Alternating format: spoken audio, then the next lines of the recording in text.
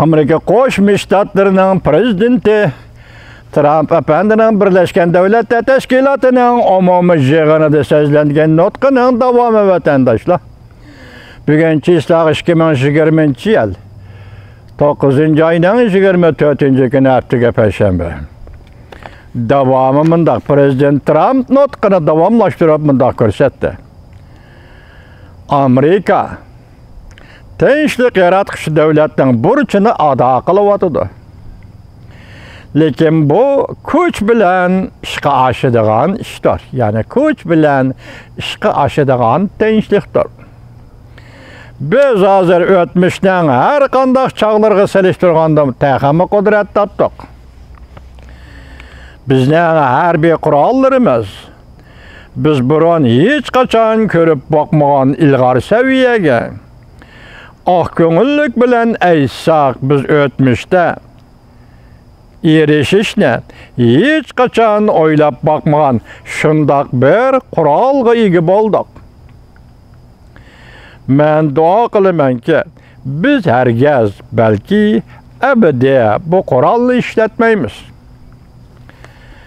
Bir necha 10 yildan beri o'xshash charchagan, o'xshash holsirgan ovoz bilan o'xshash mag'lub bo'lgan hal qilish choralarini o'ttirg'a qo'yib, xalqimizni badal to'latkizib, yer sharining ulug'vor manzarasini qo'g'lashdik. Lekin sen o'zingning grajdonlariga g'amxo'rlik qilgan chog'ingda sen ondan hamkorlashadigan haqiqiy asosni topa olaysan. Prezident bo'lish sifatim bilan deb davomlashtirdi Birleşken Devletler Teşkilatı'nın umumiy yig'inida nutqini Amerika Qo'shma Shtatlarining prezidenti Trump. Men prezident bo'lish sifatim bilan o'tmishda mag'lub bo'lgan usul chorlarni rad qildim. Men faxrlangan holda Amerikani birinchi o'ringa qo'ydim. Xuddi sizlar o'zinglarning davlatini birinchi o'ringa qo'yganga o'xshash. Chataq yo'q. Bu albatta sen qilishga tegishli ish. Men qattiq chunqur ishonamanki, kelar yili biz diqqat qiladigan ishlar bir bo'lib kelgan chog'da biz albatta Amerika tarixida oq ko'ngillik bilan aytganda ham shundoq dunyo tarixida bo'lishini umid qilamizki, dunyo tarixida kelar yili bir yil bo'ladi. Men deganim shu, mishan chunqur o'ylab vatandosh. Kelar yili dunyo tarixida ham Amerika tarixida ulug' bir yil bo'ladi. Rahmat sizlarga. Sizlarga Alloh panoh bo'lsin. Alloh Amerikani saqlasin. Alloh Birleşken Devletler Teşkilatı'nı saqlasin. Amerika Qo'shma Shtatlarining prezidenti Trump. Endi oxirida mening ikki kalima qo'shib qo'yishim mundaq, hurmatli vatandosh. Amerika Qo'shma Shtatlarining hurmatli prezidenti Trump efendi.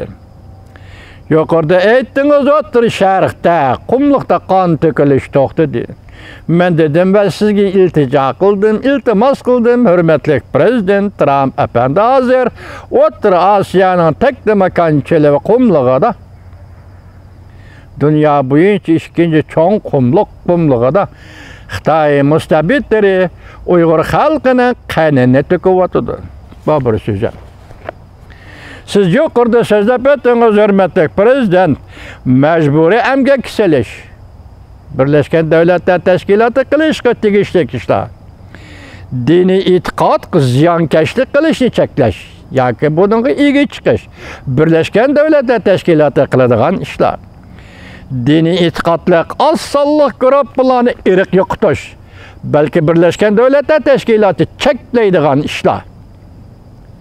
Bu işlerini Birleşken Devletler Teşkilatı beceremedi, kılalmadı. Hazır Cungo'ga nazar torbitide kilovatkan kısım ve üzü obzor kılıp yazılıvatkan makallaga nazar ağdırsak, hürmetlik vatandaş, Birleşken Devletler Teşkilatı'nı Xitay Cungo Kompartiyası kontrol kılıp bol. Hazır Amerika Koşmuş Ştatları Birleşken Devletler Teşkilatı'nın Mağrıpen Komitesi'nden çekinip çıktı.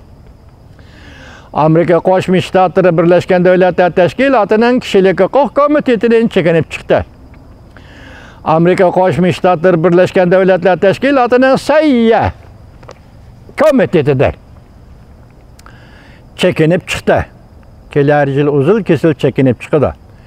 Endi Amerika Koşmuş Ştatları yani Birleşken Devletler Teşkilatı'nın qaysi gruppisiden çekinidi. Bu tarafı bizge namalum. Demek Amerika Birleşken Devletler Teşkilatı'nın 3 mühim komitesinden çekinip çıktı. Bunun sebebi Birleşken Devletler Teşkilatı'nın aşı komitetleri Birleşken Devletler Teşkilatı'na namga layık hareket kılanmadı. Mesela alaylı Rohingya Müslümanlar ben bir yerde ayıplamakçı emas. Berma hükümetinin kırgın kılışı koşurdu. 1 ay 3 ayga yetmege vaqt içinde Birleşken Devletler Teşkilatı'ndan Bexatarlik Komiteti Rohingya Müslümanlar doğrusu karar maqulladı. Genocide kırgınçılık dedi. Hazır 2016 yılda hesaplagan 4 yıl oldu. Birleşken Devletler Teşkilatı'nı Uygurlar doğrusu neme dedi? Birleşken Devletler Teşkilatı'nın Kişilik Hukuku Komiteti Uygurlar doğrusu neme dedi? Birleşken Devletler Teşkilatı'nın Bexatarlik Komiteti Uygurlar doğrusu bir ağız gap kıldı mı? Fakatla Uygurlar doğrusu gap kılış Amerika Devlet Meclisi'nin vazifesi bulup kaldı. Uygurlar doğrusu gap kılış hazır dünyada fakatla Amerika hükümetinin gap kılışını bulup kaldı. Endi Fransiya koşuldu, yakında Angliya koşuldu, Japoniya mı var, Avustralya mı var, Germaniya mı koşuldu? Elbette şundak Amerika Koşmuş Ştatları Uygur meselesi doğrusu sözlegerken bu devletler uçkan etkanda Amerika Koşmuş Ştatlarının ittifaktaş devletleri bulağı cevap verişi ve koşuluşu Amerika'nın sadası kulak selişi gerek koşuldu kollayımız. Hürmetleyimiz. Lekin qaytib kelelim Birleşken Devletler Teşkilatı Uygur doğrusu neme dedi?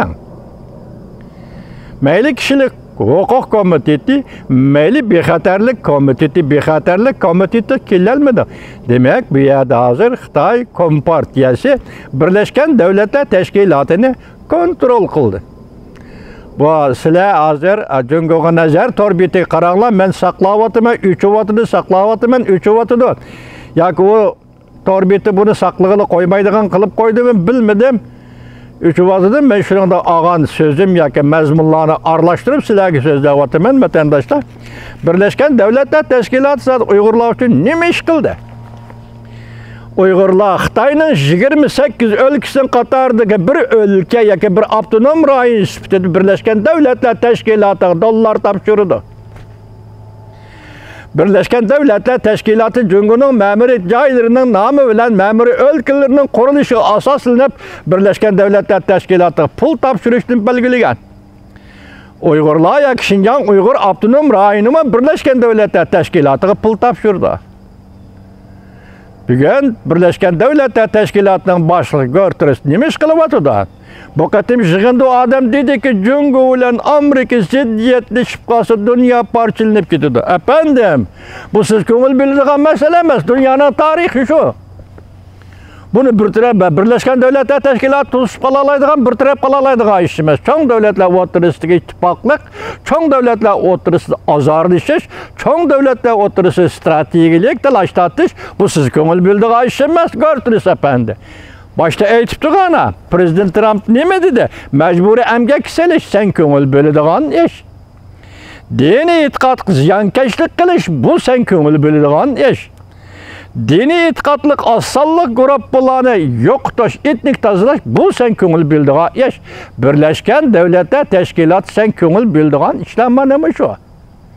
Hazır Birleşken Devletler Teşkilatı'nı bir kilo yoki xilma-xil davlatlar kelib o'ltiraqlashgan bir kilo desang, hozir Amerika chekinib chiqyapti, buni bir-birlab bu Birlashgan Davlatlar Tashkiloti qalanlardan kilo bo'lg'ayladi. Qalanda davlatlarning kilo bo'lg'aylandi Xitoy, shunga pul xarjlab, dollar xarjlab, bu yer bo'libmi? Sallavash islom davlatlarini setib olib, bugungi kunda Uyg'urga qarshi gap qiladigan maydonga olib chiqdi. Şuna Birleşken Devletler Teşkilatı Allah'tan panoh tilayman, sen qiladigan ish mushu ish deb ko'rsatdi Prezident Trump. Majburiy emgaksalash Uyg'urni qul qilyapti. Diniy ittifoq ziyonkashlik qilish Uyg'urni namoz degan gapni eg'iz qilganligi uchun jazo lageriga solayapti.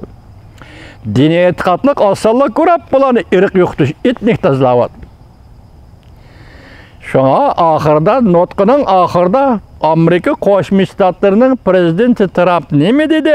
Men shuning uchun ishonimanki, kelar yili biz diqqat qiladigan ishlar bir bo'lib kelgan chog'da biz albatta Amerika tarixida oq ko'ngillik bilan aytganda ham dunyo tarixida shundoq bo'lishini umid qilamiz. Kelar yili dünya tarixida ulug' bir yil bo'ladi. Kelar yili dünya tarixida ulug' bir yil bo'ladi. Hurmatli prezidentimiz Trump apandi, hurmatli Amerika Qo'shma Shtatlarining prezidenti Trump hukumati. Biz matbuotlardan аңылдық түнігілдік қылып сөзілдік. Hozir Xitoyning Uyg'urga qo'llanayotgan bostirish siyosatlarini insoniyatga qarshi jinoyat deb bekitish kerakmi va yoki so'yqirib, qirg'inchilik deb, etnik tozalash deb bekitish kerakmi? Hozir Amerikada muhokamada ketib o'tibdi.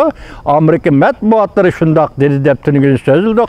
Qo'limiz ko'ksimizda, hurmatli prezident Trump apandi, sizning hukumatingizdan Xitoyning navbatda Uyg'urlar qaratgan siyosatini, bostirish siyosatini so'yqirib, genocide deb belgilishingizni umid qilamiz, hurmatli prezident Trump apandi.